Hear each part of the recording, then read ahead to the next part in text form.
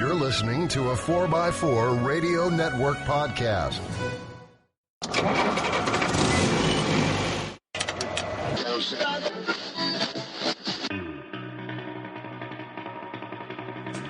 The Centresteer Podcast, a Land Rover podcast by Land Rover owners.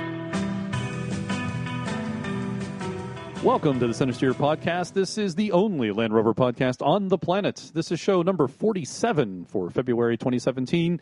This is a podcast by, for, and about Land Rover owners. I encourage you to visit our website, Centresteer.com, to listen to previous shows and for show notes, which have links to the stories we discussed in today's show, including links to our special guest.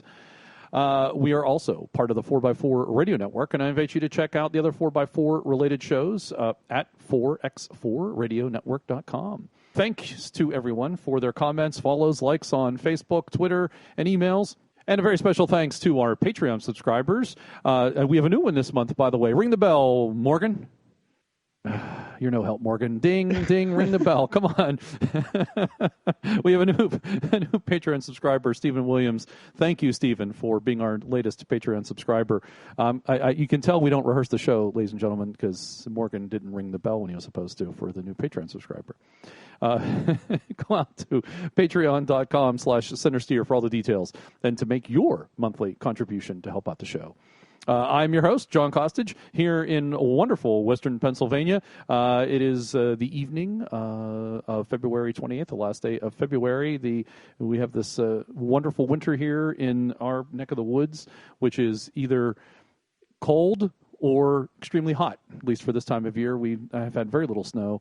Right now, I think it's 50 degrees or something. Tomorrow's supposed to go 60, and then by the weekend, it'll get down to the 30s again. It's bizarre. Last Friday it was 80. Saturday night it was 30. I turned the furnace off for like 4 days. It was like absolutely no reason. and that was. I spent days shoveling snow a couple of weeks ago, and it's this weekend I spent a whole bunch of time outside doing yard work. Yeah, it's kind of nice, but it's not. It's interesting. It's confusing. I almost, one day I was working last week and I heard a motor and I thought, if someone's cutting their grass, I'm going to go out there. Thankfully, it was a guy chipping wood. So nice. Well, my Siberian Husky already shed out all of her winter coat. And that is our contributor from the Green Mountain State in Vermont. Hey, I'm Morgan. There you go. Welcome, Morgan. Thanks for joining us for the show and giving us your snow update. We appreciate that. How's the Discos? The Disco is still parked in the driveway with a leaking head gasket or a slipped sleeve. It'll be interesting to tear into it and figure out which or both it is. Well, you've had good weather. You should be out there. I know. That was kind of unexpected. I understand. So you're driving the Volvo still? I am, yeah. Gotcha. And also joining me from Western Pennsylvania is my esteemed colleague and friend. Depending on the day, yes. I'm Harold. And that's Harold. Welcome, Harold. He's joining us via Skype today because he's deeply involved in getting my Defender ready and prepared for paint. So I'm busy doing important things. Oh, come on. You got to follow that up with important people. Come on. Well, you already said it was for you, so. There we go. Our guest this month is John Blashford-Snell. He is of the Scientific Exploration Society. We previously recorded that interview with John. He back in, I think, February 15th, if I'm not mistaken.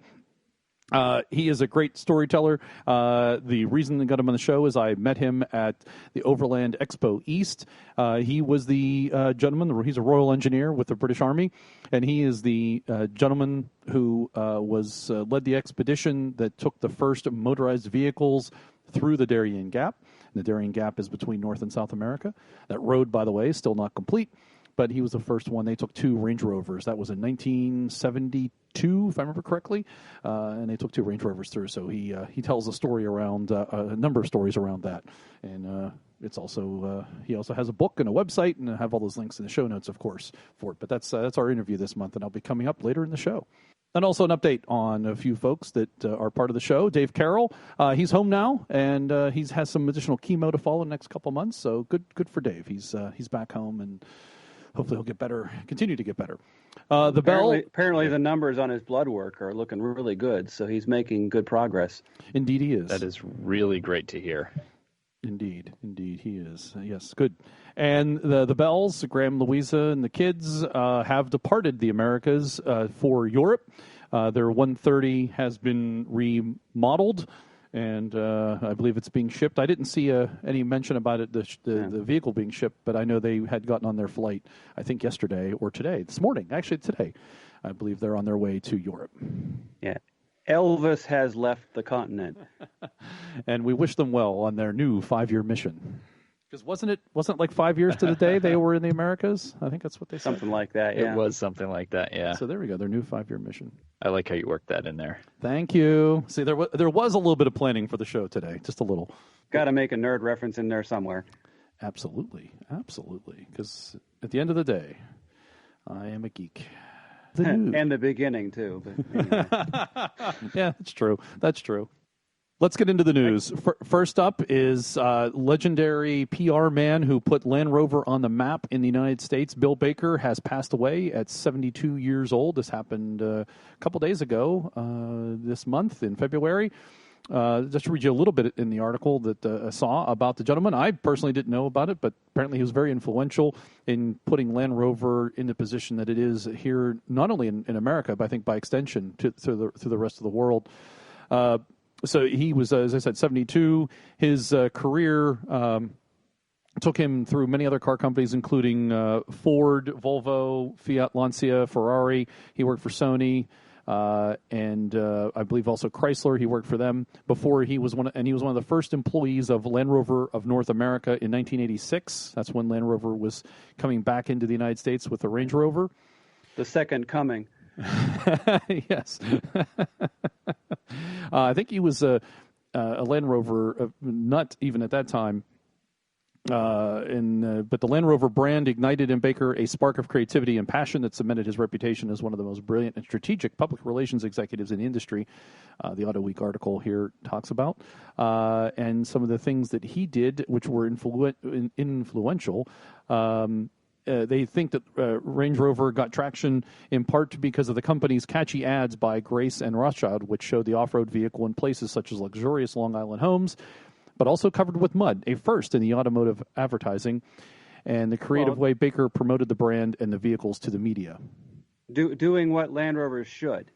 Yeah, and those be muddy and still be present. And I still love some of those, especially the Range Rover ones from that era, where they really did mix that impression of luxury yet complete capability.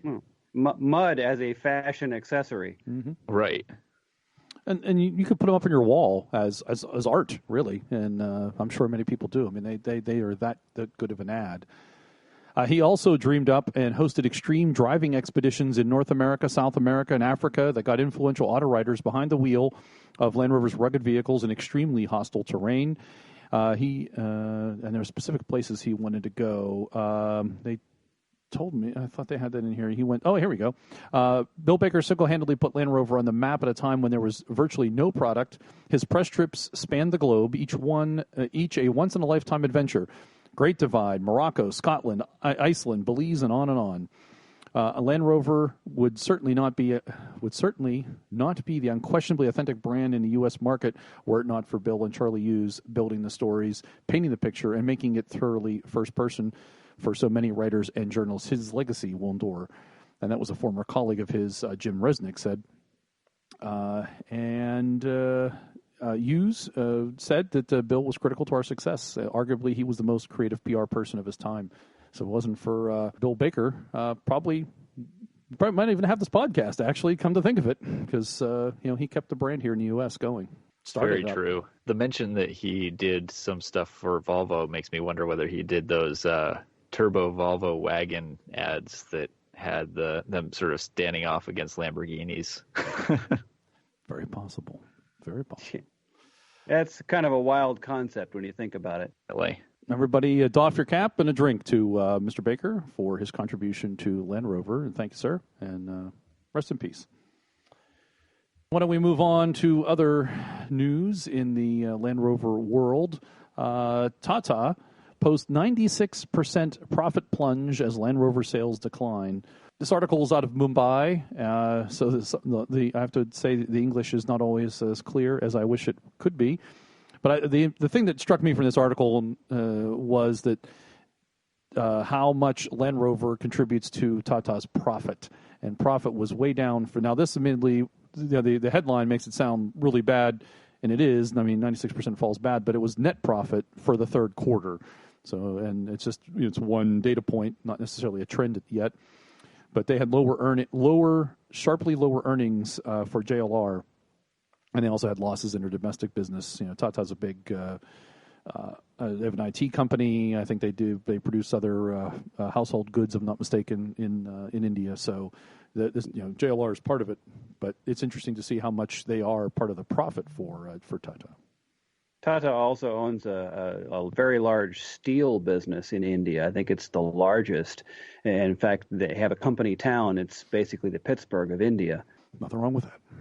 No, nothing wrong with that, mind you. But I'm just saying they have a lot of domestic businesses. So it's unclear in that article how much of that plunge in profit is from the domestic business and how much is from JLR.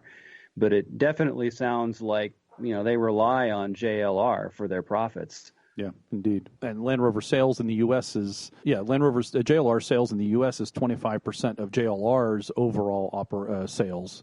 So that's a significant portion, which leads us into another article. Been a change of administration here in the U.S., and one of the things that they've talked about is an import. Really? There's been an import duty on vehicles. On products coming into the U.S. Estimated, I've heard here, of like maybe 20%. Company, I don't know if they're advertising or not, but they ran the numbers, and they believe that that an import tax would hit JLR hardest at something like $17,000 a vehicle, while Ford would get hit with just maybe $300 a vehicle. Well, and the reason for that is they actually ranked all the vehicles manufacturers they studied based on the percentage of domestic content. And Land Rover has 0% North American content, whereas Ford has, I think, 82%, I think was the number I saw. And that's why they would have the least impact. Right. Yeah, I know. BMW several years ago, they have a plant in South Carolina. I think Volvo has a South Carolina plant coming online soon. And didn't Land Rover, when they were thinking about opening plant in the Americas, both North and South, they looked at the U.S. and I think end up in Brazil, though, did they not? So I'm wondering. Yeah, but the curious thing with this is that one of the things this article talked about is this may spur some of those manufacturers to step up their North American operations to try and cut down the duty. Wouldn't it be cool if Land Rover decided to start building in this country? It'd be very cool.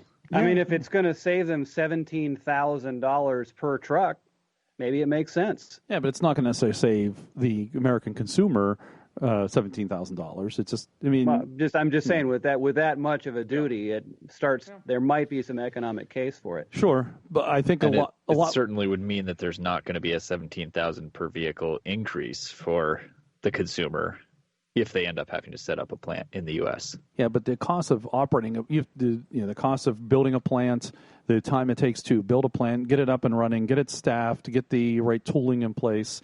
What would you build? Would you build the incomplete vehicle? Would you just build engines? Would you just build bodies or frames? And if you do that, then you still have to source parts to complete the vehicle, like other manufacturers do.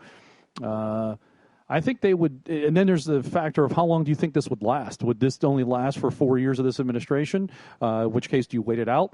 Or do you think that maybe this would be a long-term thing and would not go away? In which case, well, then investing that money to build a plant, and would you build a complete plant? So there's a whole lot of what ifs. A lot of ifs. I think the important thing is how this would directly affect us. If you're spending $90,000 on a Range Rover, another $17,000 is probably not going to bother you too much if they do pass all that costs on. But if you're bringing a new vehicle into the U.S. that people want and crave, and it's going to go up and then the base price is going to be probably $40,000, and then the tax kicks onto that, and that's going to be another $10,000. Right. That directly affects the introduction of the new Defender to the U.S., and the U.S. is critical critical to the strategy for the new Defender. That's one of the reasons why they stopped building how they did, because they wanted to redesign it completely to meet the American market. I think they're shaking in their boots whether this happens or not. They should be. Yeah. They should be very concerned. I mean, this could. And I 4 wonder years, even if it is only 4 years that this hits them, I mean, that could make or break the U.S. market for Land Rover. I think $17,000. It may be proportionally a smaller amount of the amount you would pay for a vehicle, but you're going to expect to have a $17,000 better vehicle for that price.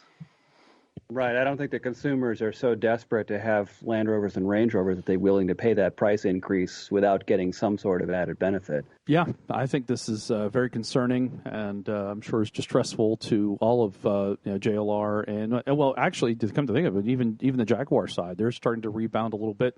And if you tag on another, $10, $15, $20,000 onto a Jaguar,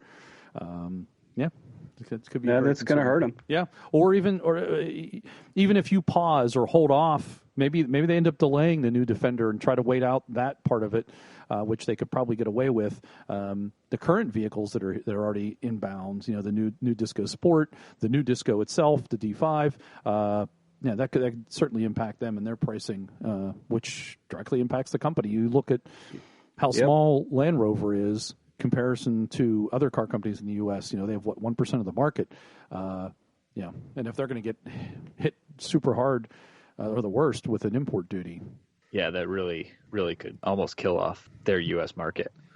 And potentially could severely impact the company. Potentially, even. I mean, I guess you could extend it. It might kill off the company too. I mean, I think it'd be unlikely, but it's certainly a possibility. I mean, that's a bit of a that's a bit of a reach, but I mean, it could happen. But I mean, it definitely would have an impact.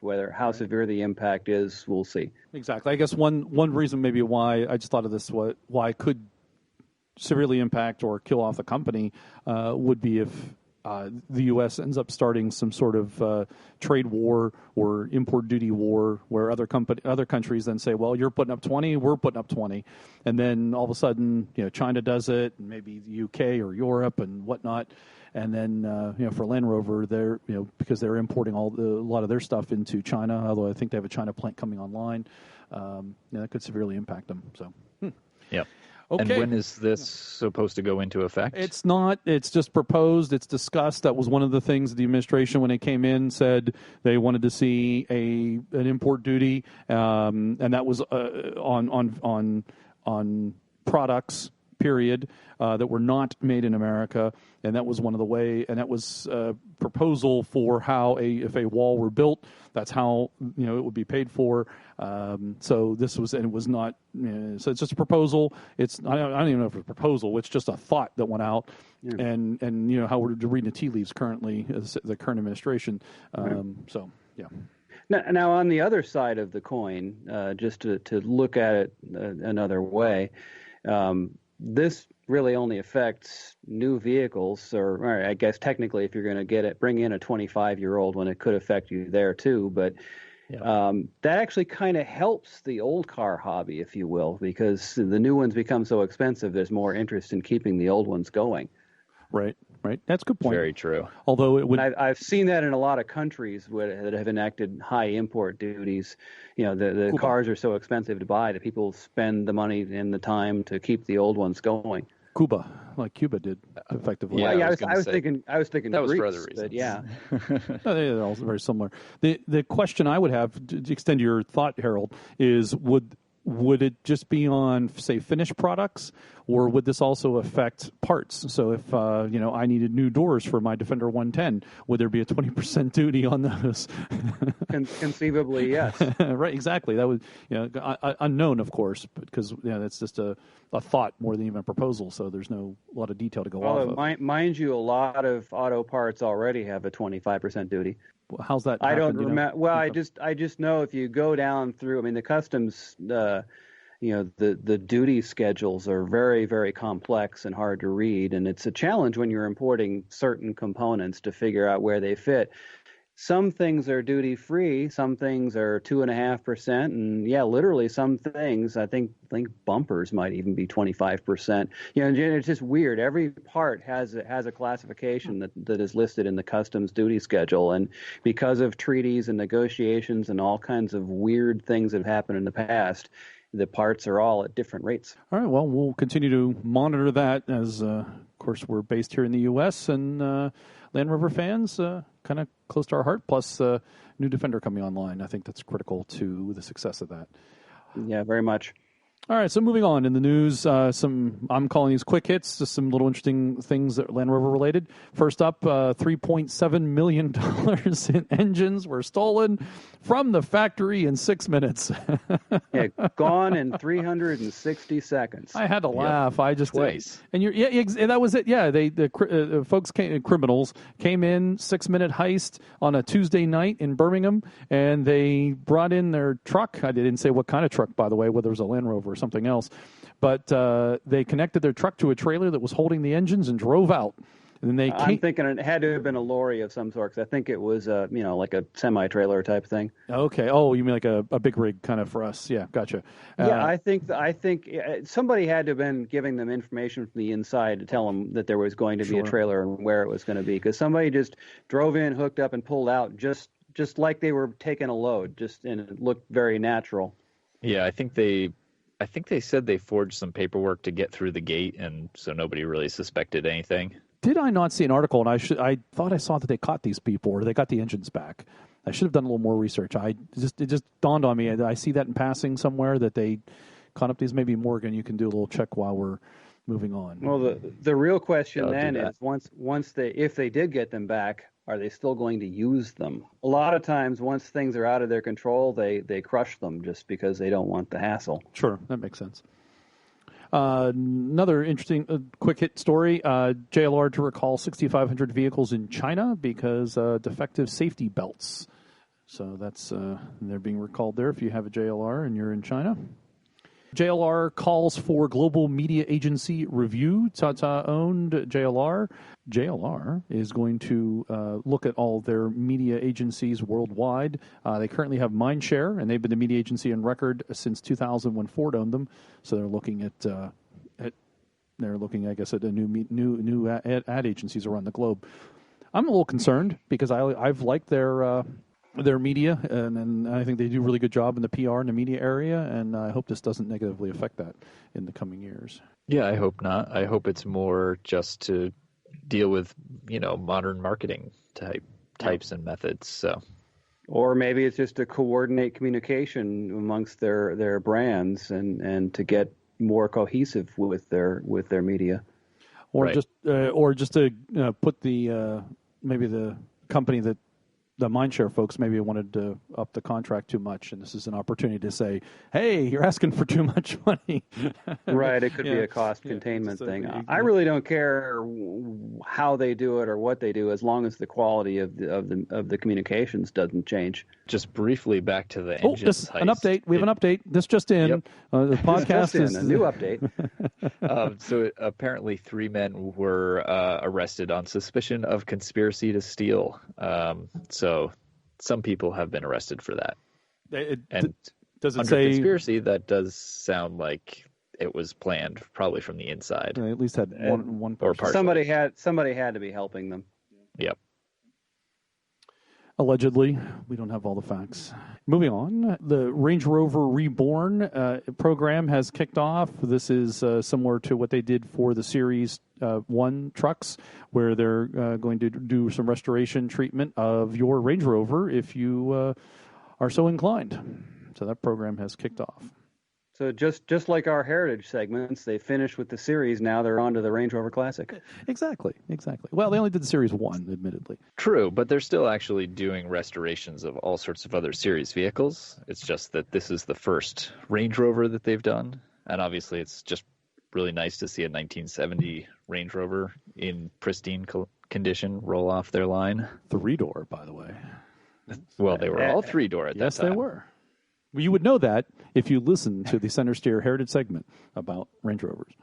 Moving on in Range Rover news, because it seems like the rest of this is going to be almost all Range Rover news. The Range Rover Velar is being introduced. By the time you hear this podcast, it should already have been debuted. It's supposed to debut on March 1. In fact, actually, it's probably just a couple hours away, because isn't it? It's what is it, midnight? It is now actually March 1 in the UK. Yes, and it's 1 minute after midnight. And the world premiere is March 1. The U.S. debut is at the New York Auto Show. So this will be a new Range Rover vehicle slotted between the Range Rover Sport and the Range Rover Evoque. To fill in that white space that Jerry was talking about. Indeed. Where does that name come from, Morgan? So that actually is a code name that a fake company name that they registered and plastered on their original test vehicles for the Range Rover to prevent, any association with Land Rover. Because it was an entirely new vehicle, so it's not like they drove it down the street and people were like, hey, look, a new Land Rover, a new Range Rover. Very interesting that they're hearkening back to that. So sort of like corporate development camo.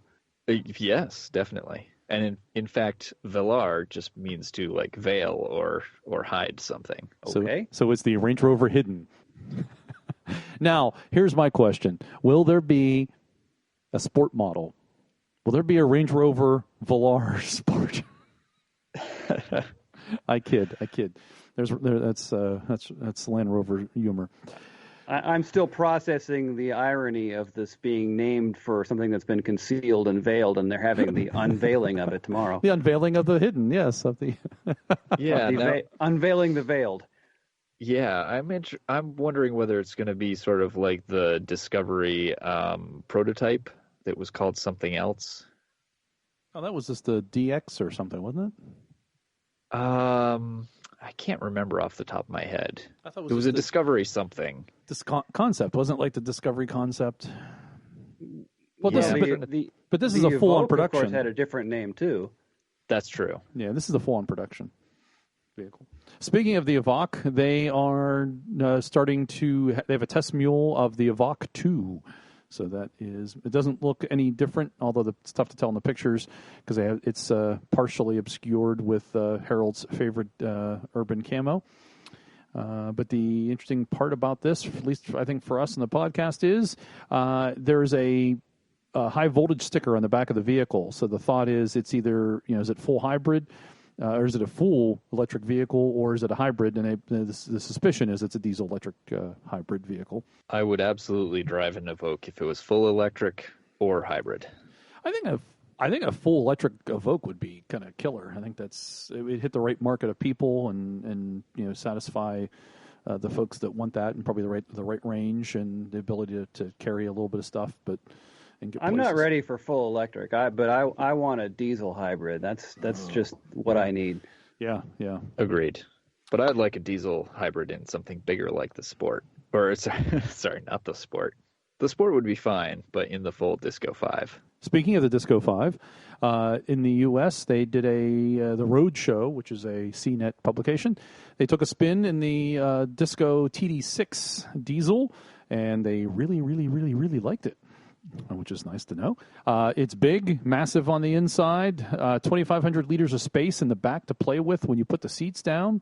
There are family-friendly cubby holes. You can put your phone, your wallet, your headphones, your passport, your water bottle, and a refrigerator. There's even space for four full-size iPads and a center console.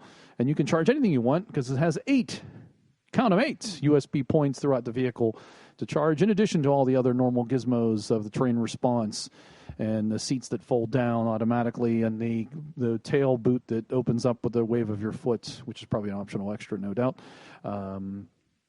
The thing that we liked is it had the diesel in it. A 3-liter V6 diesel, 256 horses, 443 pound-feet of torque, 0 to 62 in 7.7 seconds, and 32.6 miles per gallon. Nice. That's actually, that's pretty impressive for the 0 to 60 for that size vehicle in the diesel, too. It's impressive all around. I mean, I'm not surprised. I mean, acceleration is based on torque, and the diesel has the torque. Yeah, that's true. You know, the Jetta gets just around the town. I get probably 32 or so, and then on the highway I can get pushing up to 47, 48 miles per gallon. So, if I'm assuming that's around the town number, 32.6, even if that's high, which it probably is, it's great. Yeah, I would actually say most of at least the new mileage specs for the U.S. are actually easier to beat than the old ones used to be. Well, that's certainly true with the diesel, and that's just part and parcel with the EPA test cycles evolve, of course, but it just seems like the way it's been for quite some time. You know, the gasoline estimate, you know, if you're careful driving, you can beat it. The diesel numbers on the stickers, unless you're driving like an idiot, it's hard not to beat those numbers. So that if you get yourself a $50,000 Disco 5 with a TD6, give us a call. Hey, we'd love. Oh yeah, I want to play with it. So yeah, exactly. Let me know. Exactly, we'll get you on the show. Yeah, we're now accepting donations. So. Yes, go to our Patreon account. I'll throw this out there then. If you buy yourself a TDV6 anything, be it Disco 5 or anything else they may choose to put it in, if you bring it to my shop, I will give you a free inspection. I will check it out thoroughly and not charge you. And I assume that requires you to go behind the wheel, and the car will be gone for, approximately 2 hours? Absolutely. Extended test drive is an important part of the inspection process. Of course, because you're going to call me. We'll have to go out to lunch. So. Now, we may even test its mud retention abilities. And if you really want, you can offer the free infinite test point inspection. And you'll just continually test it for them. For as long as you have questions, I will continue to check it out. And you may even have to take a long-term test drive to Vermont. Okay. By all means. Because you got to get that long-term test driving, yeah. I have no problem with that. Land Rover related, but not. We've talked about this before. There's a new Ford Bronco coming, and I just saw an article in the last couple of weeks that just kind of reinforced our thinking that the Ford Bronco is becoming like a Defender here in the U.S. especially, just that it's they're becoming sought after, in demand. There's a kind of a vintage SUV crowd, market burgeoning. And so it seems like the original Ford Bronco 1 is moving into that kind of Defender area where it's sought after, and it's the prices that looks like it's maybe probably the entry point anyways, maybe not there where Defenders are of holding, commanding a high price and holding, but Broncos are on their way there. They're certainly collectible. And there's a new Bronco proposed for the same time, as we've talked about before, as the new Defender coming out. Right, a premium heritage utility vehicle, basically. And I believe, if I remember correctly, that this Bronco is still going to have solid axles, which I believe is going to, well, we'll have to see what the Defender ends up having, but it may actually leave the Defender and the Bronco as the only remaining SUVs with solid axles. Because I believe the Jeep is moving away from those. I don't think the Defender is going to have solid axles. I don't think it will either. I think the Bronco may be standing alone on that deal. Speaking of the Defender, there's a chemical company in the UK. You've probably seen these articles, just at least touch on it, that is thinking about what's their name? I finally found their name. Enos Group Holdings, a chemical company based in Roll, Switzerland. They are said to be looking at possibly maybe the idea, should they bring the Defender back and produce it. Yeah, I don't know that they'll be able to get away with that, but they may be able to do their own vehicle, which, emulates, do a tribute Defender, but they can't call it the Defender, and they can't, of course, build it exactly to spec. Yeah, I think originally they wanted to call it the Defender and build it to spec, and I think this generation they're saying is going to be inspired by the Defender, but be its own vehicle in a similar vein. I'm certain that JLR will not let them do that, so that it'll have to be a tribute at best. Exactly. Now, it'll be interesting to see because obviously, basically, Land Rover themselves, but all other manufacturers have had to discontinue vehicles that are that similar to the Defender just because of new regulations. So it would be interesting to see how close they can even get it. Well, I think your point there is that they definitely wouldn't come to the U.S. then. It might be able to hang out in Europe and certainly in Asia, but I think definitely it wouldn't be able to. No, I don't think they could sell enough of them to justify the certification process. Moving on specifically to the Land Rover Defender replacement, last week in an article out of Australia, Drive, which is the name of the drive.com.au, and that's a Australia publication. They talked to our friend of the show, Jerry McGovern. I'm calling him friend of the show. Maybe he'll come on the show someday. Wow, you're being generous. Jerry's important. As you know, he's the Land Rover design chief, and he's responsible for all the Land Rover designs of the last several years, from the Evoque on. So let's read this article and talk about it. It's not too long, but I think there's a lot of parsing of language here and ideas and thoughts that we can discuss about it, because near and dear to our hearts, the Defender. So Land Rover's much missed Defender is coming along, and sometime soon.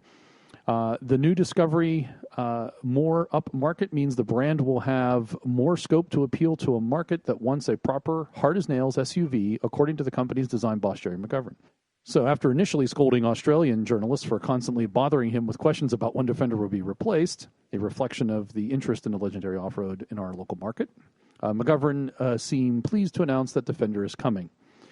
Referring to the polarizing concepts the company has been rolling out for the past 5 years at motor shows for a new Defender, McGovern said we should all ignore them, and expect a new SUV with a more appealing design, not too far removed from Evoque and the new Discovery. Quote, I'll tell you one thing about that Defender. It's going to be nothing like those bloomin' concept cars we showed a few years ago, because we took the mick with those, unquote, he jested. Quote, our brand has been a journey of transformation, and the Discovery is the latest on that step. It's less polarizing, more appealing. We haven't always been known for great design in the past because we came from a very functional base. The cars look like they did so they could do what they had to do, but that's what I want us to be known for, design. You'll see that on the Defender. It is coming. We've pushed Discovery closer to Range Rover, which will allow the Defenders to come in under that. Unquote. Almost done. McGovern says the brand will be split into 3 tiers. We've heard that before, with Range Rover representing the It's Me exclusivity, Discovery being about versatility and lifestyle enabling, while Defenders are going to be all about their durability. The end goal is to have a much bigger family of Land Rovers available, allowing the company to build volume and tap into the huge growth in demand for SUVs, which is well placed to capitalize on. Final quote. The Defenders, when they come, there will be a whole family of them. And if you look at where they currently are and where we could be in 6 or 7 years, it's a massive shift, unquote, McGovern said. Can I go yet? By all means. The road is yours. Take the wheel. I am getting so tired of him saying the word appealing. What did he say it 3 times in that quote you gave? The Discovery is more appealing. Well, in your opinion, Jerry, maybe it's more appealing, but maybe we don't agree with you. And, the new Defender is going to be appealing in your mind, Jerry, but is it going to be appealing? Are we going to like it? Just because you say we are doesn't mean we are, Jerry. And if it looks very similar to the Discovery and the Range Rover, I think he's going to get the mick again. I don't consider that appealing. And I think it contradicts because, well, Jerry's about the contradiction, as we know. Every time he opens his mouth, he ends up contradicting himself. He starts off by saying a tough-as-nails SUV, and then he talks about it being appealing, like the Discovery. All for tough as nails, but... Yeah, and I don't think that's going to make it look tough as nails. No. Well, and he also mentioned this when he was talking about the 3 families are going to have, and he says Defenders are going to be all about their durability. I don't think... Well, then that's great if that happens. I would like to. Yeah. I think you should use the word capability. I think durability is the wrong word there. I think capability. Maybe it's a British thing, but for me, the word should be capable. That's what I think about when I think about the Defender, and even the series trucks. It was capable of doing things. Except right. The that durability implies your stuff doesn't break, which, I mean, all of it should be durable. Right. But maybe he's using durable in the place of rugged or something like that, which, I mean, the Defender should be a rugged-looking vehicle and ruggedly capable.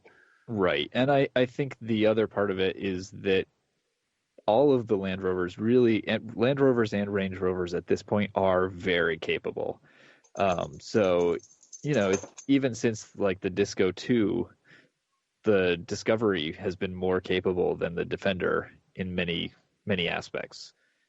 So I don't think that they're necessarily going to make something that's immensely more capable than like the Discovery line.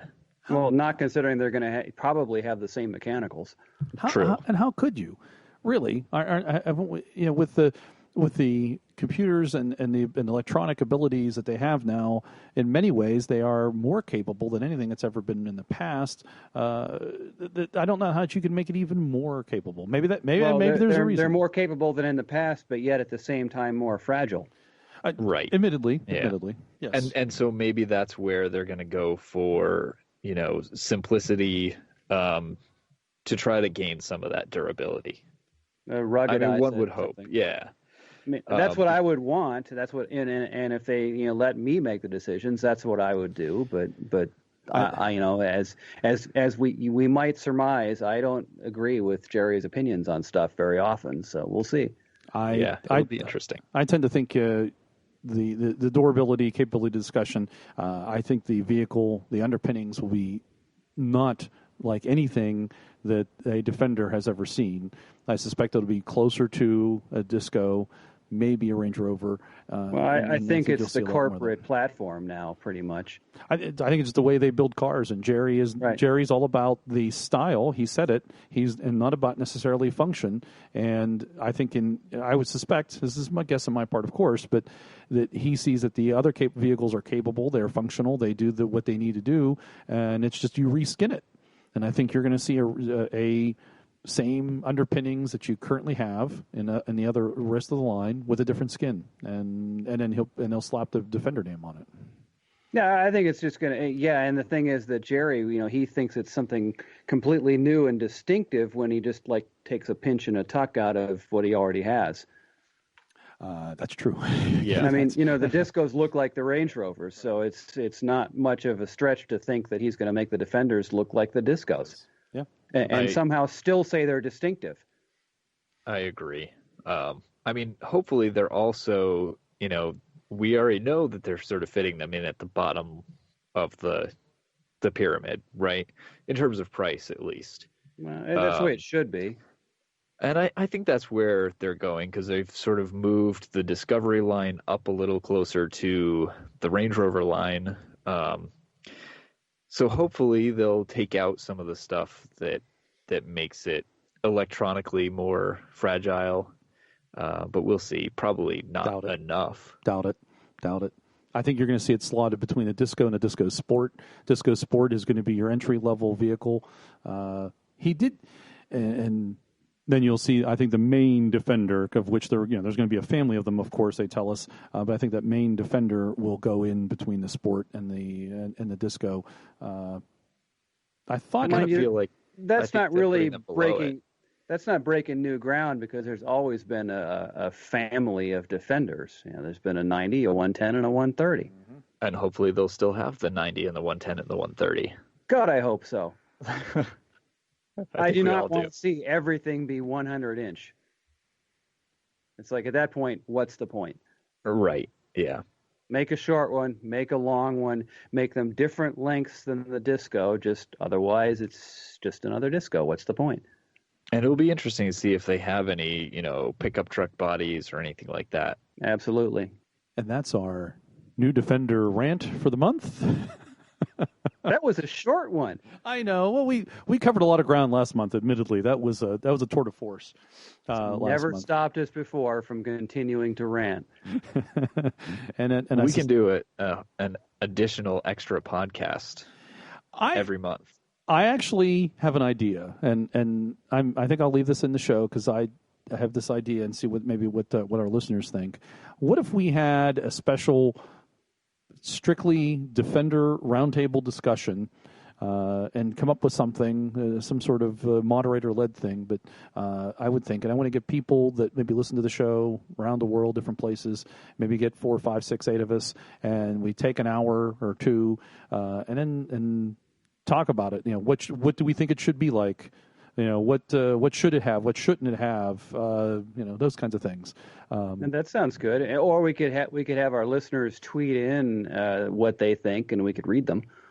That we could do maybe do some sort of live thing. Well, think about it. So if you have an idea, listeners, for or if you even just like the idea of some sort of special, I think I could see it as a special podcast edition, just talking about what we think about the things we know about the new Defender. That would be it. Things we know about the new Defender, and things that maybe we want to see, and maybe some projections or predictions. There we go. And that's the news for the month of February 2017.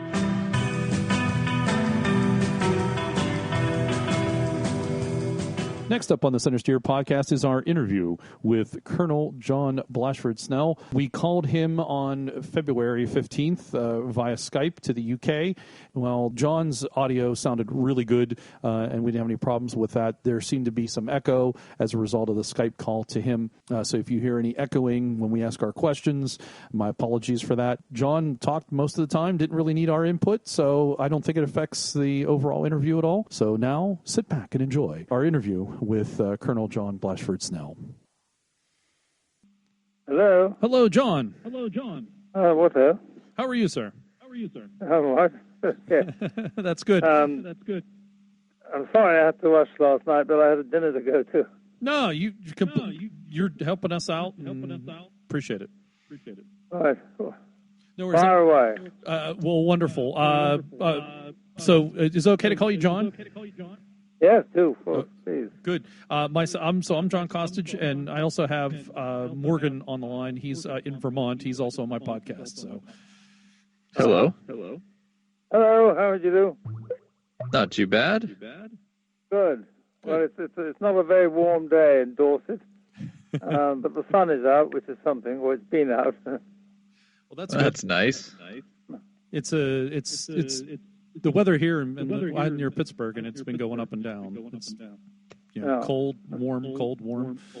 Sitting in the middle of planning an expedition to Colombia, so I'm feeling reasonably warm. Oh, good. I'm gonna get officially started by introducing the segment for the podcast, and then we'll get right to talking to you. Welcome back to the Centresteer podcast. We have a special guest this month. It is Colonel John Blashford-Snell of the. What are you of, John? Welcome to the show. You've done a lot of things, and I appreciate you joining us on the show. I met you at Overland Expo East and heard your talk on the Darien Gap Transit. Yeah. Good. Can you hear me all right? Yes, sir. Okay, good. You tend to fade in and out a little bit, but as long as you can hear me, that's all right. Exactly. So welcome to the show, and thank you for joining us again. So I heard you do the talk on the Darien Gap Transit, and I guess that's where we'd like to start, if we could. Can you, of course, we're a Land Rover podcast. We talk all about Land Rovers, and that's the things we'd like to touch on. Can you give us a little background on the Darien Gap Transit, and also how did the Land Rovers do, and did you enjoy working with them? Well, the expedition was launched thanks to the initiative of a committee in Bogota called the Committee Action Pro Darien, and they had representatives of various Latin American countries who wanted the Pan American Highway completed. And as you may know, a number of expeditions had tried without success, and if anything, this had counted against the chances of the U.S. government coming up with the money to complete the road. At that time, we're talking about 1970s, the Pan American Highway ran down the Alcan Highway from Alaska right down through Central America with varying degrees of construction, but it was more or less complete. And it stopped just outside Panama City. It then restarted once it got into Colombia. But there was this gap of 250 miles of jungle, swamp, mountains, bandits, snakes, all the horrors you can imagine. And there was no way through it at the moment for vehicles or anybody. So this committee were trying to put pressure on the U.S. government to complete the road, which was, in terms of cost, was going to be quite a few million or probably $1 billion. In the end, they couldn't find anyone to do it, so they came over to England, and they had a meeting with an Anglo-Hispanic organization called Canning House in London, and they laid down a challenge and said, more or less, you Brits are mad enough, why don't you have a go at trying to find a pilot track through this jungle and take vehicles through it to show that it could be done. Well, I wasn't involved with the first meeting, but subsequently the Army got involved, and because I was a Royal Engineer, my boss was Chief Royal Engineer, he said, well, I think it's something you should do. And I'd never been to Latin America. I didn't know a great deal about jungle. I knew a lot about deserts and bush, but jungle was new to me. But I had done some quite large expeditions in Africa. Well, I sent out a reconnaissance party to have a look at it, which consisted of a mad Irishman who wanted to get out of England at the time because he had just overtaken a police car in the middle of London doing about 80 miles an hour on the wrong side of the road when he was very drunk. And so he was waiting to go to court, and he thought he ought to get out of the country for a bit. So I gave him £100 and told him to walk through the Darien Gap and come back with a report to me. And that was what he did. He hired a couple of Indians, set out into the jungle. He kept pestering the life out of me, saying he wanted a gun. And I said, you're not having a gun, you'll go and shoot somebody with it. But he did get a gun from somewhere. And off he went with this pistol and these two Indians, and they marched and marched and marched and got quite a few diseases and everything else. But finally they came out of the Darien Gap in Colombia as a very small village, and he was rather surprised to find that there was nobody about. In fact, he looked completely empty. And the two Indians who were with him disappeared as fast as they could, and he thought, well, where the devil are they going? So he was left alone in the middle of the village street with only him and a dog. And the dog came wandering up towards him. When the dog was about 10 feet away, he realized it was frothing at the mouth, and it clearly had rabies. Hence, there was no one there. And his pistol, which was a Smith & Wesson revolver, was somewhere in the bottom of his pack, and the ammunition was wrapped up in his socks. So he quickly dropped his pack and did the fastest unpack you can imagine to find the pistol, find the ammunition, load the gun, and while the dog was closing with him, he managed to shoot it. Immediately, of course, the entire village came to life. Everyone poured out of their houses and carried him on their shoulders for saving them, and he was welcomed as a hero. Well, he got through the Darien Gap on foot. He came back to England looking pretty sick and came to see me and said, I think you can do it, but don't ask me to come with you. He didn't, but he did produce this report, which was extremely useful to me. I also had a lot of support by then from the United States forces who were based in what was then the U.S. Canal Zone around the Panama Canal. And they'd done some exercises on the edge of the Darien Gap in preparing vehicles for Vietnam. So they knew quite a bit about it. And there were many alarming stories about how many vehicles they'd lost and how they got stuck in the swamps and so on. But nevertheless, they were quite happy to help us where they could.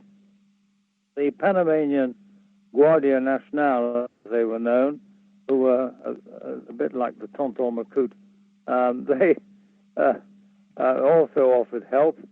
And in Colombia, the Colombian army offered help. Now, the problem was that the Panamanians didn't like the Colombians didn't like the Panamanians, neither of them liked the Americans, and they didn't understand much about the British. So we had to be a sort of liaison party between these differing factions who all wanted to help in their own way as long as they didn't have to work together. And based on that, we then went out to try and find a vehicle that would be suitable. Well, obviously, my mind turned to a Land Rover, but at that point, Rovers had produced this brand new super vehicle, the Range Rover. And they said, this is just the thing we want to show off our new vehicle to the world. And so they talked me into taking two of them. And we appointed a team of army drivers to drive them on the main road bits, that's the area from Alaska to Panama, and then from through the Gap, and then down to Terra del Fuego. We had these chaps trained by Rovers, and then I formed a team of about 60 army engineers from Britain, and also, of course, various scientists and specialists, because if you're putting a road through a piece of virgin territory, one has to give thought to what's going to happen to the indigenous people there and the wildlife.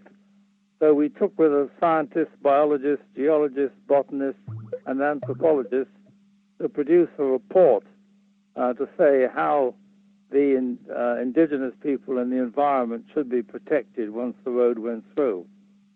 Finally, all was set with the Army backing, and we flew the Range Rovers to Alaska inside a Hercules, a C-130, and they started off coming down the Alcan Highway. They had a bit of a prang at one point where they slid off the ice, but they weren't badly damaged. And finally, in January 1972, they reached Panama City. There was only a problem here because instead of being nice and dry, as it should have been for the dry season, it was pouring with rain. And we all arrived from Britain with the engineers and the specialists to actually get them through this 250 miles of the Gap. The vehicles were in good order, though, and when the rain slowed down a bit, it didn't completely stop, we set off into the Gap. Now, to carry our supplies, we bought 25 horses. These were Pampas ponies, really. We had a vet from the Royal Army Veterinary Corps, two lovely girls who knew about horses, and they were carrying rations and, of course, the petrol for the cars. The Army also sent a Canadian Beaver aircraft with us, with a crew and a lot of parachutes, and they could parachute fresh supplies of everything, fuel, water, beer, into us in the Darien Gap. The Americans said that they would help us with the odd helicopter occasionally, as did the Panamanians. So our logistics support sounded all right. But the first thing to go wrong was we obviously had the wrong sort of tires. And the tires gripped all right in the mud, but the engine was so powerful it couldn't sort of get the drive through to the tires through the differential. And eventually something had to go, and so the differential started to explode. And they went off like a bomb with the teeth coming through the bottoms of the floor into the cargo compartment at the back. Luckily, no one was sitting behind. In fact, there was only one person sitting in the cars at any time, and that was the driver. And it was very slow progress. And to get over the creeks and the bridges and the rivers, we had our engineers hard at work, and they were pushing on ahead using a device called a hillbilly, which was rather like a motorized tracked wheelbarrow. But the problem with that was that it got clogged up with mud. The mud set like cement, and we had to abandon those in the jungle. So by this time, our engineers were reduced to carrying all their tools on the horses. And we were getting short of horses as they began to go down with disease. And finally, after 9 differentials had broken, the Range Rovers came to a halt. We were now about a third of the way into the gap, and of course people were beginning to say, there you are, we told you this was never going to work, it was a whole waste of money and so on. And I could see that I wasn't going to be given a very good reception when I got back to England. Anyway, we were very fortunate because a friend of mine, who was my second-in-command, managed to find a battered old Land Rover in Panama City. And he bought this for a couple of $100 and stripped off everything from it that he possibly could, the doors, the backs and so on. So it was a very light, basic vehicle. And this became the tool carrier. And he brought it in the with a big helicopter we used to call the Jolly Green Giant. It was a U.S. Air Force helicopter. And they dropped this in to the gap, and we pushed on ahead with the engineers, cutting the way through the trail, and generally making bridges where we could and preparing the way so that when the Range Rovers got moving, then, of course, they would shoot down this road at a great speed. And we just lived in hope that the Rover company would find a way of making better differentials, which they did. And these were sent out with an engineer, and they were dropped in by parachute and helicopter and fitted into the vehicles. But meanwhile, the Pathfinder, the Land Rover, was pressing on ahead. To get the cars across the rivers, we had an inflatable raft made by the Avon company, which could fold up and go in the back of the Range Rovers. And when we got to a river, we inflated it and put the cars on it and then floated it across. One or two of the rivers were shallow enough to wade through. We also had aluminium ladders made of a special lightweight alloy, which could be used to climb up banks and so on and make bridges. And we cut down trees to make bridges as well. And so we pressed on, and once the vehicles got moving, they really did move quite quickly. But they were stopped for several weeks, and so we were rather frightened that the rains were going to come at any time, and we were going to be cut off. We would end up like all the previous expeditions. Well, and meanwhile, of course, all the scientists were having a field day, because they were catching snakes and bugs and beetles and looking at flowers and talking to the Indians and doing all the work that they'd come to. They were in a sort of demi-paradise, so they weren't worried about this. And we pressed forward, and finally we got stopped just near the Colombian border, where there just seemed to be no way through. We came upon the wreckage of some of the previous cars of other expeditions. The General Motors people had tried dragging a sedan car through with a tractor, and we found both the tractor and the car, what was left of it, in the jungle. And it was there that I had a stroke of luck, because I met an old Indian who was a bootlegger, and he knew the area pretty well, and he said to me, if you could work your cars up this riverbed, there's a place we call Cruzamuna, which is where the monkeys jump across. And there's a very steep cliff there, but if you can winch your cars up that cliff, and we had turf or jacks to do this, then I think you could find there's a game trail at the top. You might be able to drive along that and down into Colombia. And that was what we did. And it was thanks to this chap pointing out this trail, which wasn't, of course, marked on any map. And we had a hell of a job getting up there. We almost lost one of the Range Rovers in a river when we were wading through, and it sank down into a hole. We managed to pull it out when the water had gone right through one window and out to the other. And you can imagine what that did to the electronics. But we had some very good mechanics with us, and in 36 hours, they got it dried out and working again, which was pretty amazing. So anyway, we ended up on the border with Colombia, where by this time the Panamanians said, right, we can't come any further. It's up to you and the Colombians now. And we met the Colombians on the border, and they were pretty amazing, because suddenly 30 very heavily armed Colombian soldiers stepped out of the jungle in camouflage uniforms, and in front of them was an officer and a sergeant major with a scroll, and he unwrapped this scroll and read from it. And he said, "You are welcome to our country in memory of the liberators who came to assist Simon Bolivar in 1819. And, of course, one remembers a little bit of history, how British mercenaries went out there to fight the Spanish royalists, and that led, of course, to the freedom of South America and the independence. And the famous battle at a place called Boyacá in Colombia is where the whole tide turned. And the Colombians have never forgotten this. So we were then told that we could march into Colombia with flags flying, bayonets fixed, and drums playing. Well, we hadn't got a drum, but I had a biscuit tin, and we had a shotgun, and we had a flag. And so we marched now into Colombia, escorted by these heavily armed Colombian soldiers.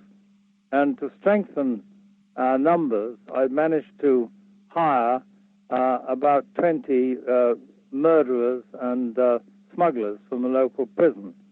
They were largely Colombians who might have smuggled into Panama. And for a case of whiskey, I got all these chaps released by the Panamanian jailers on condition that I took them to Colombia and they didn't come back.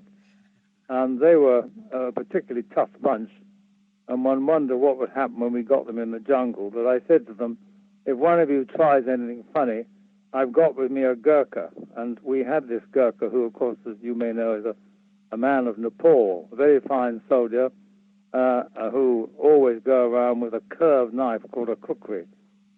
And he really looked the part. And I said to these chaps, if you run away or do anything or steal anything, this man will kill you. I think they believed it, because they stayed with us and they helped us to cut the pilot track on from there.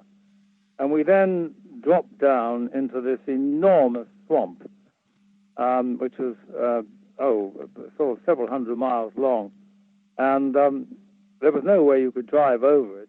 And it was very difficult to get any sort of boat to go through it because it was covered in water hyacinths. And the Colombian Navy has sent a gunboat along to help on the crossing, and that stood by and gave us support. But what we did was to get our raft up, and then we tried to push our way through the water hyacinths. But it was so thick we couldn't get through, so we had to make necklaces out of detonating cord with lumps of plastic explosives. And we threw this ahead like a sort of lasso in front of the boat. It landed on the water up to 20 yards out. We then lit the fuse and backed off, and this went off with a bang, and it broke up the water hyacinths long enough for us to get the raft through, and then we did the next stretch. So it was like getting through ice, really, but it was plant. And finally, after several days, we did reach a point on the banks of a creek where we were able to get onto the edge of the creek, where it was dry enough and just wide enough to take the Range Rovers. And by this time, we had very little time left before the rain started. And so we were pushing and pushing and pushing. And some half of our men, 50%, had gone down with various diseases and illnesses, and particularly immersion foot, when literally the flesh was falling off their feet.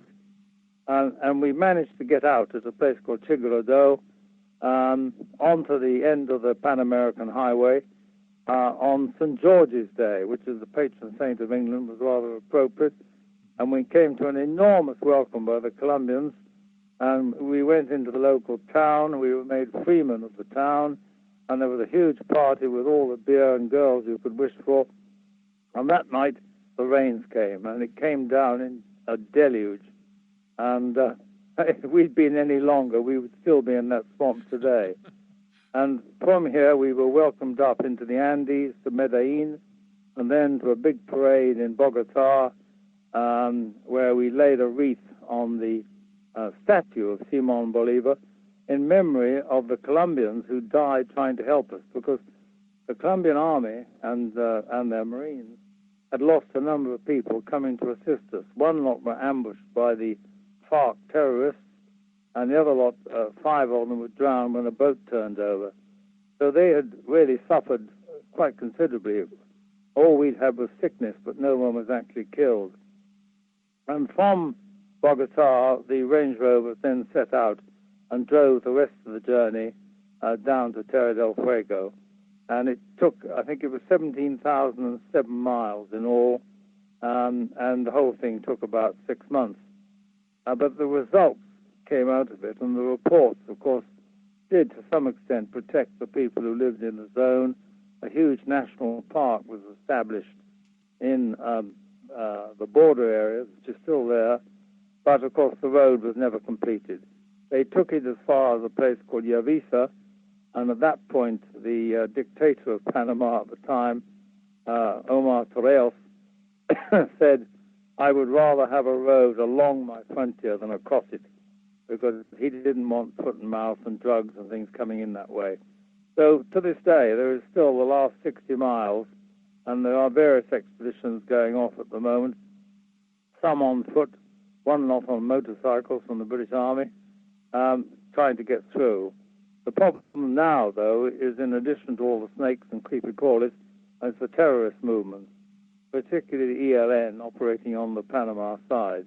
So it's still a very dodgy area to try and cross. That's it in a nutshell. That's fantastic. So the question is that, that you said 60 miles isn't completed for those reasons. Also, isn't it because that area is unspoiled? And do you think it should be left that way? Because isn't it basically a swamp in that area? Sorry? The unfinished area, isn't it a swamp? Well, a lot of it is the swamp. Yeah. Should that be the Yatrato swamp. And then there's a range of hills on the border between Panama and Colombia. The last place you can get to on any sort of road is called Yavisa. And one of my friends has just been on an expedition on foot, and he walked up as far as Yavisa, but the Panamanian Frontier Force, as they call it now, wouldn't allow him to go on the route that we went because of the security problem with the terrorists. You're saying something about the environment. Yes. Should that area still have a road created, since it is an important environmental area, being a large swamp? It's questionable. I mean, quite frankly, the crossing of the swamp is an enormous engineering problem, and I wonder really whether it's worth it. As a conservationist myself, I think I'd rather see it preserved. But of course, there is this big national park on the border with Colombia, which extends both into Colombia and Panama. And I think if you can get rid of the terrorists, then there'd be a good chance that the wildlife and the fauna and flora would survive. You do moving on from the Darien Gap expedition. You've done other expeditions and have continued to do those in your life. What are some of the ones in the last several decades that you've done that may involve Land Rovers? Any interesting additional stories? Well, I've used Land Rovers a lot, of course, in the deserts, particularly in the Sahara, with the Army, which we had Land Rovers as a standard vehicle. And I've also used them in other expeditions in South America and Nepal and all over the world. It's an amazing vehicle, and the great thing with the Land Rover was it was so simple. You could, you could virtually do everything on it yourself. The Range Rover was a bit of a challenge because it was like all these modern vehicles. It was highly electronic, and I was driving one of the very latest models last year in Britain. That was the Rover company took me out for a day on their test track, and I just wonder how they would get on in these conditions of extreme humidity and heat and rough going. I'm sure they stand up with the rough going, but I think with electronics, the problem often is the humidity. Good point. I hadn't considered the humidity, but they do testing. But interesting. Yeah. Yes. Well, certainly the old Land Rover we had, the Pathfinder, we used to laugh and say it was tied together with a piece of string. It was a very, very simple vehicle, and you could fix everything yourself. It was just a very basic machine. Yeah. What happened to that vehicle? And it was light. It was light enough because we'd taken all the bits off it. It was light enough for about six or seven guys to lift it. Yeah, they are very versatile and easy to work on. Whatever happened to that vehicle? Well, the Land Rover, when we flew it back from Bogota in a Colombian Air Force plane to Panama City, and we had a parade with the Colombian Guardia Nacional to say thank you to them. And afterwards, we decided that we would present it as a gift to the colonel of the Guardia. And he immediately thanked us, jumped in, and drove it off. But he drove off before I had time to explain to him that the brakes didn't work. And he crashed straight into a wall, didn't hurt himself, but that was the end of the vehicle, I think. But the Range Rovers went on to Terra del Fuego, and they came back to England, and of course they're now in the historic vehicle museum, and they're still running. They come out on exhibitions occasionally. In fact, for 1 year, I drove one all around England exhibiting it. Oh, that's wonderful. That's very cool. This story is that you just told, by the way, is all in your book, Something Lost Behind the Ranges, and I recommend people go out and check out the book. Something Lost Behind the Ranges, yeah. Yes. Beyond the Ranges, yes. It's a great read, by the way. That's the stories in that. There were a number of books written about it. One was called The 100 Days of Darwin, which was a complete book on the whole story. My book has got several chapters on it, and there were 2 movie films made of it, one in Britain, one in Canada, and there are still people. I go around the place giving talks about this expedition and doing PowerPoint presentations. There still is an enormous interest in the crossing of the Darien Gap, and recently this British adventurer has just been walking through, and I saw him the other day, and from what he told me, it hasn't changed much. But of course, he could get to Yavisa by road, but it's the last 60 miles or so that is still a complete blockage. It's amazing that is still the case after all these years. Well, I think it's the cost of crossing that swamp, and it's probably, unless you're going to invest a lot of money in it, it's probably just as easy to cut across and come in by sea on the coast. But one problem they've got at the moment is illegal immigration. I'm told that up to 20,000 illegal immigrants are coming into Central America through the Darien Gap every year. And the drug smugglers have now become people smugglers. Yeah, I know there's a large number of folks coming up from South America to North America from that direction. Yeah. Well, Mr. Trump's war may be quite useful in stopping them. Exactly.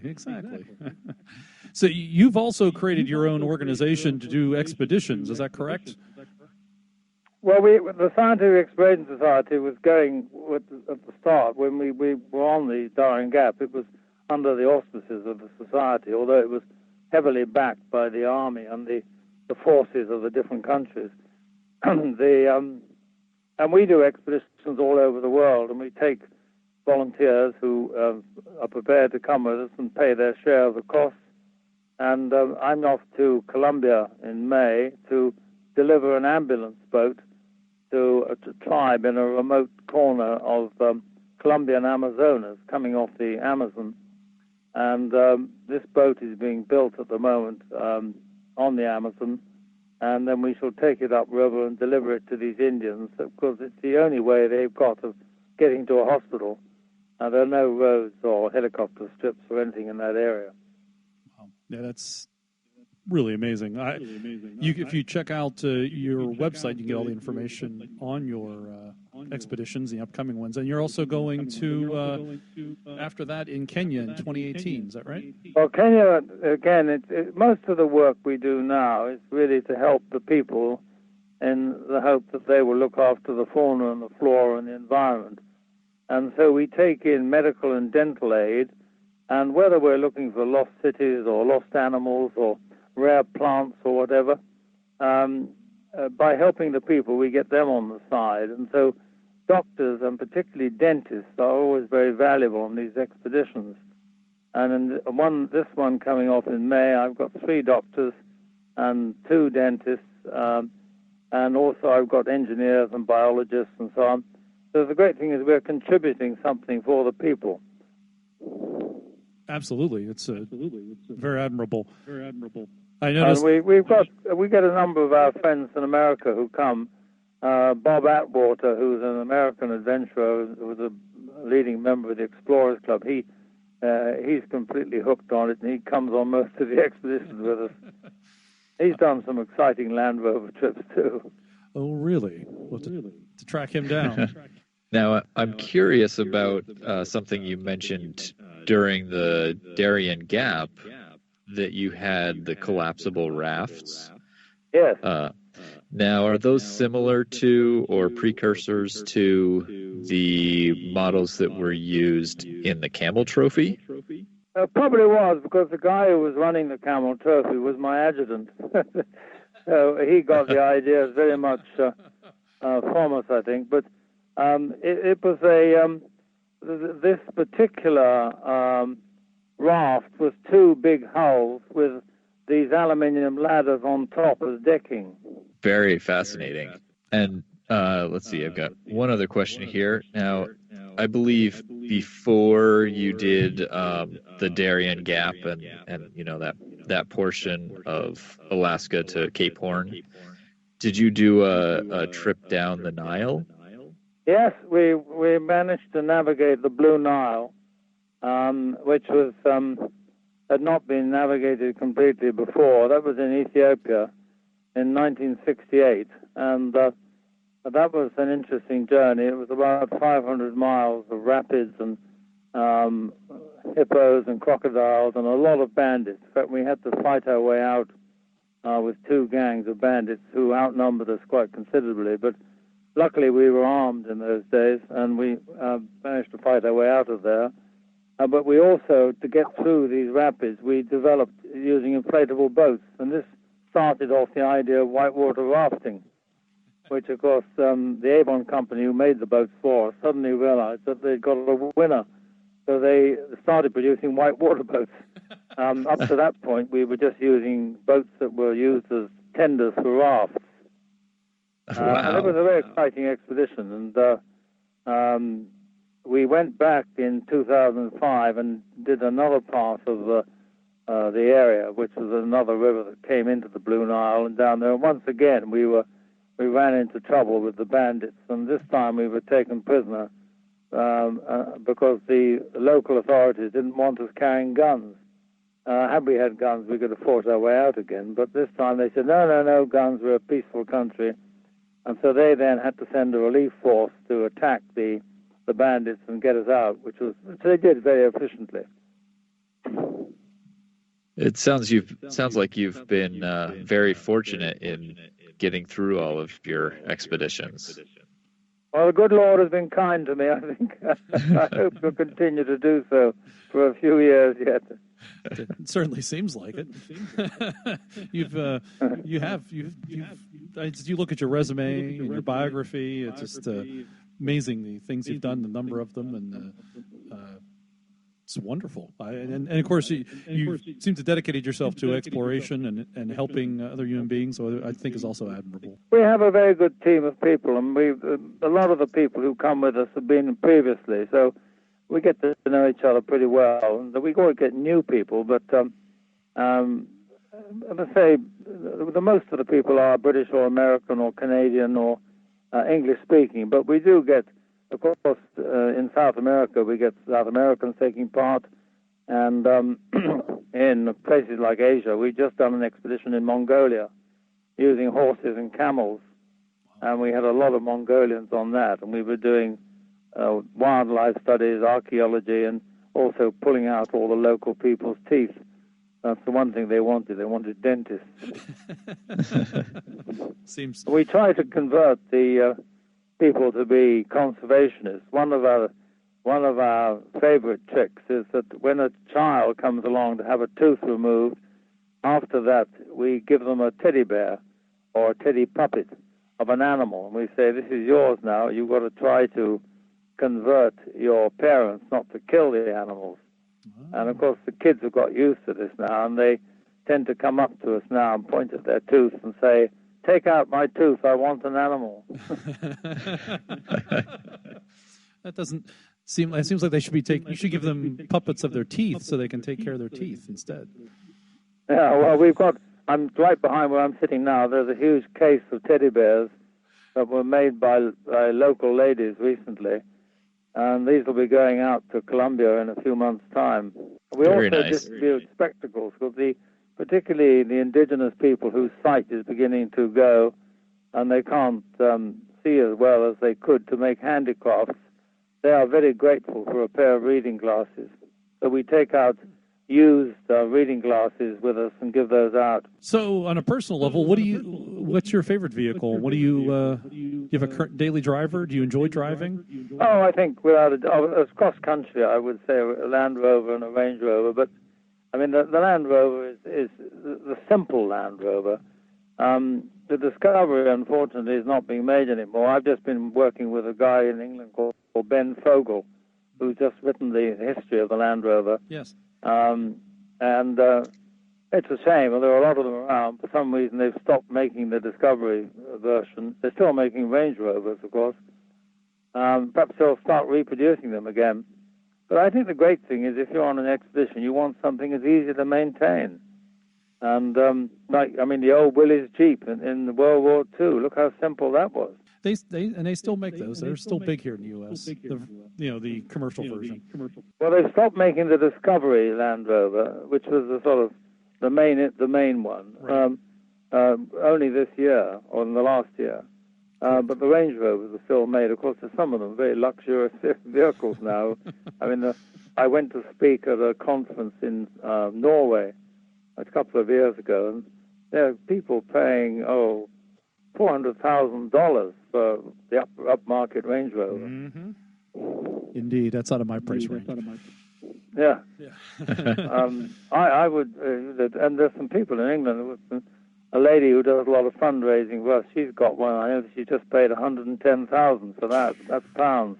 Yeah. So they're not cheap, but they are superbly luxury vehicles. And on normal going, they're very, very good. And I think for a lot of expeditions these days, providing you know what you're doing and you can get some sort of electronic support, they are excellent. But if I were to go back into the Darien Gap, I'd want a really very, very simple vehicle. Yeah, back to your Pathfinder vehicle. Figure our time's coming to a close, John. Is there anything else before we wrap this up? Direction to go? No, that's fine.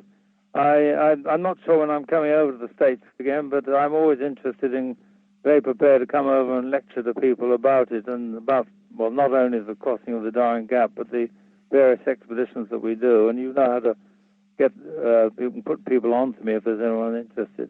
Absolutely. I have a link in the show notes to your website and to information about you. They can get in touch with us. And I remember the Explorers Club, which is based in New York, and I was lecturing there the other day.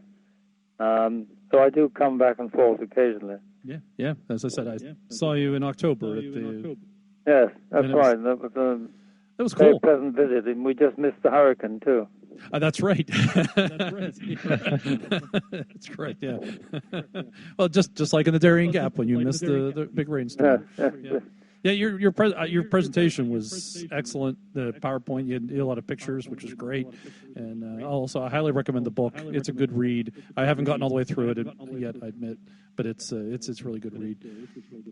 So, John, thank you for... And if people want the book, they can get those. It tells you on our website where to get hold of us. And correct. We've got the book. We hold the books here in the society. Oh, okay. Good deal, yeah. Well, I was lucky. I got mine at the Overland Expo, and you signed it, so fantastic. Well, very nice to talk with you. I wish you every success with your program. Well, thank you, sir. I really appreciate it. We're just a small little Land Rover-focused podcast. We do this once a month, and I really appreciate you coming on the show. This is a great honor for us. Yes. And just hang on one moment. Come in. Sorry, go on. Sorry, there's someone knocking at the door. No worries. I was just thank you for coming on the show, and it was a great honor to have you on the show. And all the things you've done in your life is great to hear about the stories. Well, thank you very much. Well, Very nice to speak to you, and good luck to all our friends in America. Thank you, sir. Take care. Have a good day. Okay. Thank you very much. Bye.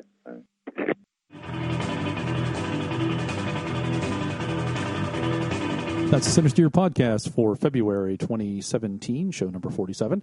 I want to thank our guest this month, John Blashford-Snell, for the interview. We called him via Skype back in the middle of the month. That was a fantastic interview, great stories, and I recommend you go out and get his book. It's a really good read. He is a really good writer, too, and it's some interesting stories all the way back to his childhood when he was living on the Isle of Jersey, which you may recall we had an interview with another resident of the Isle of Jersey a few months ago. And also, thanks to the One True Packs for his production support. That's one of the reasons why the show sounds so good. At least I think it sounds much better than it used to. And also, thanks to Morgan, our contributor from Vermont. Thanks for having me. Pleasure as always. And how is SeriesParts.com? It's still going. I need to get back and do some improvements to it as, technologies change and improve. So that'll be happening hopefully fairly soon here. Want to give you a shout out for SeriesParts.com. Thank you very much. For all your series parts and needs, right? Exactly. Don't you have your short little 10-second elevator speech? Yes, I do. Basically, it helps you find vehicles, parts, or garages to service your series Land Rover. In North America. Actually, worldwide. Ooh, now worldwide. Big time you are. He's gone worldwide. And also thanks to Harold, who doesn't live too far from me. Hi, thanks, Harold, for joining the show. Yeah, well, $10 is $10. Who are you getting $10 from? Hey, that's what it costs me to show up for you, dude. Even in the Mini? Yeah. Yeah. Yeah, but it's worth it. It's good having you. Gas, oil, time, aggravation. Yeah, $10 is $10. It's good having you in the studio. All right. Well, one of these days I'll have time, but for now I'm too busy doing things that are important. Exactly. For me, which is very important. Yes. Yeah. Well, yeah. I thought you might think so. Indeed, I do. Indeed, I do. So that is the podcast for this month. I hope you enjoyed the show. Thank you for listening. Reminder to visit our website for past shows and show notes. You can connect with us on Facebook, Twitter to give us your feedback on the news, topics, and other such things that we discussed this month. You can also directly support the show at www.patreon.com/Centresteer. That's Patreon. And thanks to our new Patreon contributor, whose name I'm trying to find as I talk, Stephen Williams. Thanks again to Stephen for being our new Patreon supporter. I also had a nice little Twitter exchange with some folks, and which gave me the idea for the Defender Roundtable discussion. So if you have ideas, if you think we should do that, or what kind of form it should take. I think it'll be I imagine it being a separate show from the rest of the show, and we'd maybe get some different people to talk about things. If you maybe want to be interested, or you have an idea for how that should work, send me a tweet, send me an email, get us on Facebook. And also, thanks to Aaron Scott, he posted on our Facebook page a link to Harry's Garage review of the Range Rover Classic, which I thought was pretty cool. So thanks for that, Aaron.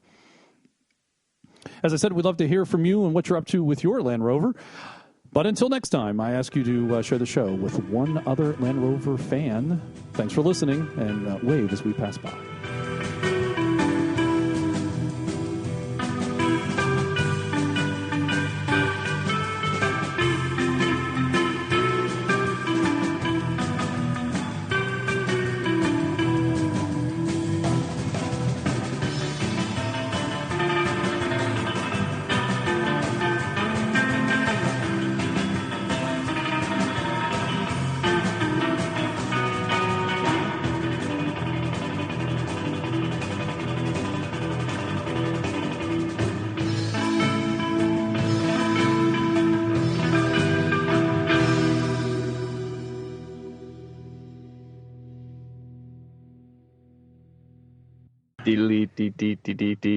Something like that.